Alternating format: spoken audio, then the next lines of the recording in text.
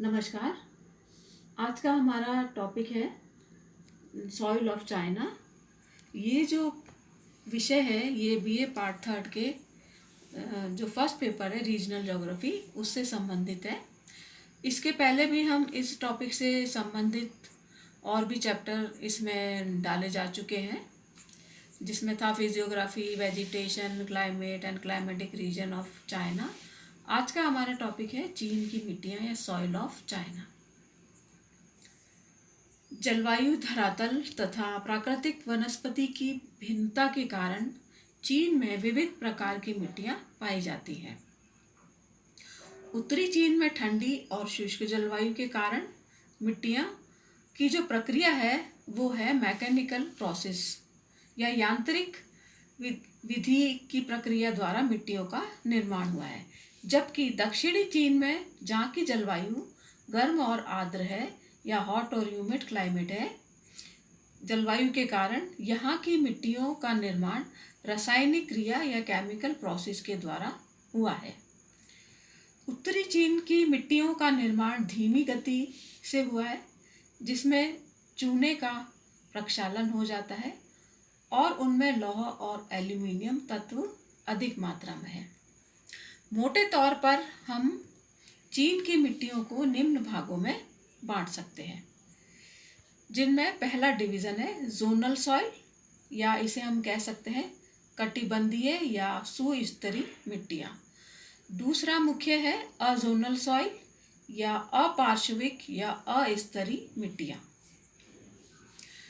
अस्तरीय से मतलब है जिनमें की लेयर्स नहीं मिलती है, और सुस्तरीय से मतलब है जिनमें की एक के ऊपर एक लेयर पाई जाती है।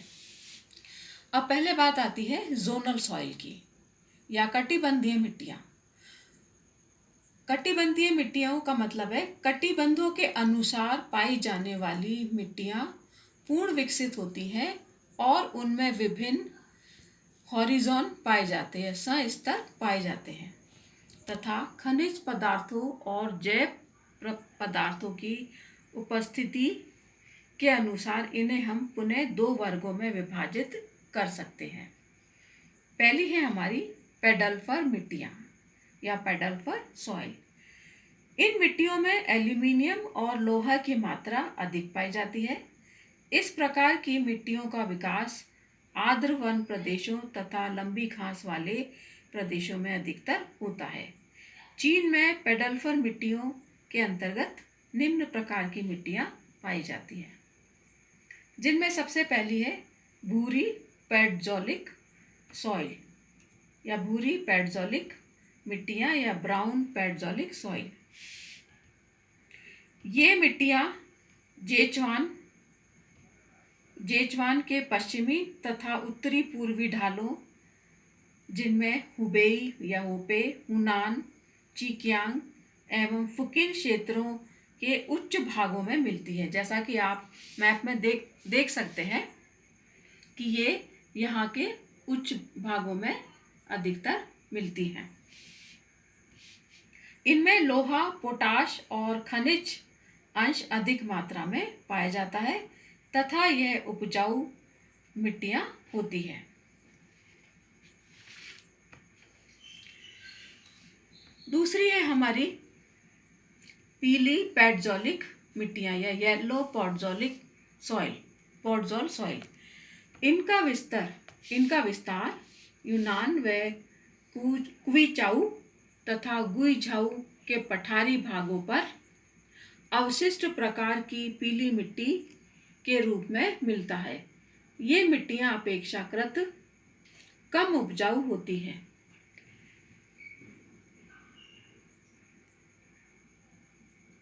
1D जो मैप में दे रखा है उस क्षेत्र में ये मिट्टियाँ पाई जाती है। फर्स्ट D वाला जो भाग है ये वाला, यहाँ पर इस तरह की मिट्टियाँ पाई जाती हैं। तीसरी है हमारी लैटराइट सॉइल या जिसे हम रेड सॉइल भी कहते हैं। इस मिट्टी का विकास चीन में सीमित क्षेत्रों में मुख्यतः दक्षिणी चीन के आर्द्र भागों में, जहाँ पर जलवायु गर्म और जहाँ पर तेज वर्षा के कारण अपक्षालन की क्रिया अधिक होने से ऊपरी सतह के जो घुलनशील तत्व होते हैं वो तत्व जल के साथ नीचे चले जाते हैं, जिसके कारण यह मिट्टियाँ अधिक वर्षा होने के बावजूद भी अनउपजाऊ हो जाती हैं तथा लौह तत्वों की अधिकता के कारण इनका रंग लाल हो जाता है। इस कारण इन्हें लाल मिट्टी भी कहा जाता है। ये मिट्टियाँ हुनान, चिकियांग, जियांग, कियांगसू, हेबेई तथा जेचुआन आदि क्षेत्रों में मिलती है, जिसे आप मैप के अंदर देख सकते हैं। चीन का जो ये दक्षिणी भाग है, यहाँ पर इस मिट्टी का अधिकतर जमाव देखने को मिलता है। फिर चौथी है चूना रहित जलोढ़ मिट्टियाँ या लाइम फ्री एल्यूवियल सॉइल। निचली यांगटीसी घाटी, अनहोई घाटी में नदियों द्वारा लाई गई गहरी जलोढ़ मिट्टियाँ मिलती हैं। ये मिट्टियाँ हल्की होती हैं और अधिक उपजाऊ होती हैं, जिन्हें आपका जो ये 1E वाला या इसके ऊपर वाला जो क्षेत्र है, लैटराइट मिट्टी के ऊपर वाला, वहाँ पर इस प्रकार की मिट्टियाँ देखने को मिलती हैं। दूसरा डिवीज़न होता है हमारा पेडोकॉल मिट्टियाँ या पेडोकॉल सॉइल।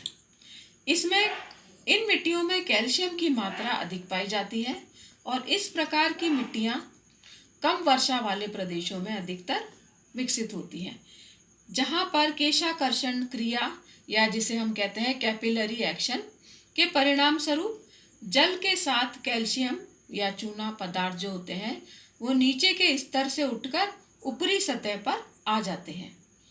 इसके अंतर्गत शीतोष्ण घास प्रदेश तथा अर्धशुष्क प्रदेश में विकसित होने वाली मिट्टियाँ सम्मिलित हैं। चीन में इसके अंतर्गत 3 प्रकार की मिट्टियाँ पाई जाती है। सबसे फर्स्ट है इसमें डेजर्ट सॉइल या मरुस्थलीय मिट्टियाँ। मरुस्थलीय मिट्टियाँ वनस्पति के अभाव में यहाँ की मिट्टी में जैव तत्वों की कमी पाई जाती है तथा चूने की अधिकता के कारण यह मिट्टी अनुपजाऊ तथा हल्के कणों वाली पतली मिट्टियाँ होती हैं। परंतु यदि सिंचाई की सहायता से यहाँ पर कृषि की जाए तो ये मिट्टियाँ, इन मिट्टियों में उत्पादन कृषि की दृष्टि से हो सकता है। इस प्रकार की मिट्टी का विस्तार कांसू, आंतरिक मंगोलिया या interior part of Mongolia,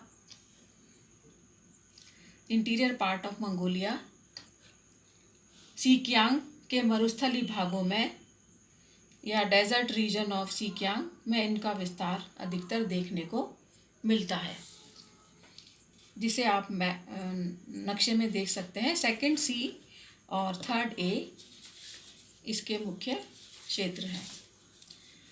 second है इसमें चिरनोजम या चेस्टनट मिट्टियाँ। इस प्रकार की मिट्टियाँ शीतोष्ण कटिबंध घास वाले भागों में घासों के नीचे अधिकतर विकसित होती हैं। काले या भूरे रंग की इस मिट्टी में पहले स्तर में जैव पदार्थ या ह्यूम्स, जिसे हम कहते हैं ह्यूम्स के तत्व, तथा सेकंड स्तर या ब स्तर में कैल्शियम की अधिकता पाई जाती है। इस प्रकार की मिट्टियाँ मंचूरिया, आंतरिक मंगोलिया, आप देख सकते हैं मंचूरिया, आंतरिक मंगोलिया, आपके सीकियांग तथा दक्षिण में स्थित पूर्वी तिब्बत के अर्ध मरुस्थलीय क्षेत्रों में ये मिट्टियाँ पाई जाती हैं। ये मिट्टियाँ भी उपजाऊ होती हैं।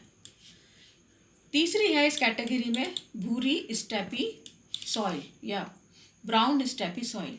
यह मिट्टी चिरनोजम तथा मरुस्थलीय मिट्टी वाले क्षेत्रों के मध्यवर्ती भागों में पाई जाती है, परंतु इसमें चिरनोजम की तुलना में जैव पदार्थ या ह्यूम्स की मात्रा जो है वो कम होती है। 3rd F वाली जो मिट्टियाँ हैं वो क्षेत्र इसके अंतर्गत आता है। फिर दूसरा मुख्य डिवीज़न है अपार्श्विक मिट्टियाँ या अजोनल सॉइल। अजोनल सॉइल के अंतर्गत अपरदनात्मक कारकों नदी, हिमनद, पवन आदि के निक्षेप से निर्मित मिट्टियाँ पर्याप्त समय तक एक स्थान पर नहीं रह पाती। जैसा कि हम सभी जानते हैं कि पवन नदियों द्वारा जो कार्य किए जाते हैं उसमें जो स्थलाकृतियाँ बनती हैं या जो वहाँ से जो मिट्टी बहा कर लाई जाती है वे एक स्थान पर अधिक समय तक नहीं रहती और उनमें विभिन्न मृदा स्तरों या हॉरिजॉन्टल लेयरिंग और प्रोफाइल का विकास नहीं हो पाता है, परंतु इनमें विभिन्न स्थानों से लाए गए खनिज पदार्थ और जैव तत्व सम्मिलित होते हैं, जिससे ये मिट्टियाँ बहुत ही उर्वरक हो जाती हैं। इन मिट्टियों में एल्यूवियल सॉइल या जिसे हम वायुड़ भी कहते हैं और लॉइस या इयोलाइन और लॉइस तथा हिमोड मिट्टियाँ भी प्रमुख हैं। चीन में इनमें से जलोढ़ और लॉइस मिट्टियाँ अधिक पाई जाती हैं। पहली है इसमें जलोढ़ मिट्टी या एल्यूवियल सॉइल, जिसको आप नक्शे में देख सकते हैं। फर्स्ट ई जो डिवीज़न है वो इस तरह की मिट्टी का है। नदी जल के द्वारा अवसादों के निक्षेप से निर्मित मिट्टी को जलोढ़ या कांप मिट्टी भी कहते हैं। यह परतदार मिट्टी होती है जिसकी रचना अवसादों के परतों के रूप में जमने से होती है। इन मिट्टियों का विस्तार नदियों की घाटियों, बाढ़ के मैदानों, डेल्टाई भाग में देखने को अधिकतर मिलता है। ये मिट्टियाँ बहुत ही उपजाऊ होती हैं तथा इनमें जल धारण करने की क्षमता जो होती है वो बहुत अधिक होती है। अब चीन के संदर्भ में इस प्रकार की मिट्टियाँ मिलती हैं।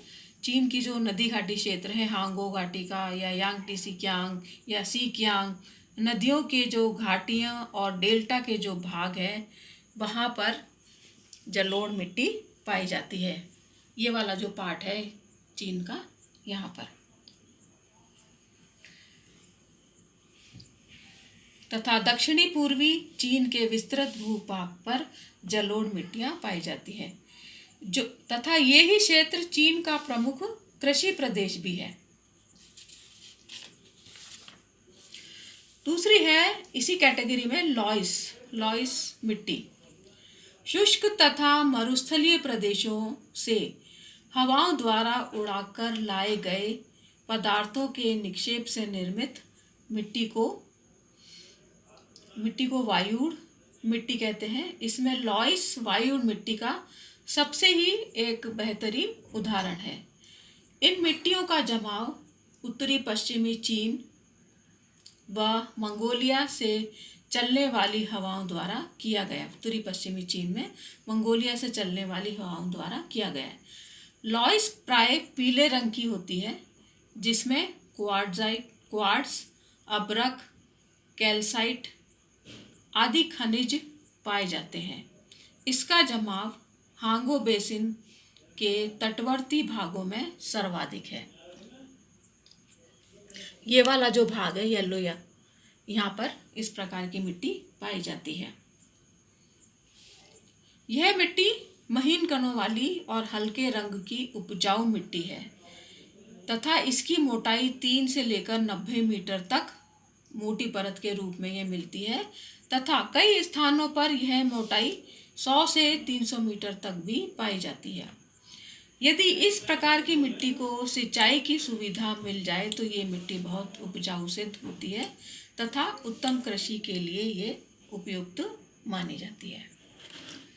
इस प्रकार से हम चीन की मिट्टियों का डिवीज़न कर सकते हैं। अब इससे संबंधित परीक्षा में पूछे जाने वाले प्रश्नों में आपको पूछा जा सकता है कि चीन में कितनी प्रकार की मिट्टियाँ पाई जाती हैं, या चीन में आपसे पूछा जा सकता है कि भाई लॉइस मिट्टी के बारे में, या लॉइस की क्या उपयोगिता है, या लॉइस कहाँ पाई जाती है, या जलोढ़ मिट्टी कहाँ पाई जाती है, या एलुवियल सॉइल कहाँ है, या उसका वर्गीकरण पूछा जा सकता है सॉइल के बारे में चीन के। थैंक यू, धन्यवाद।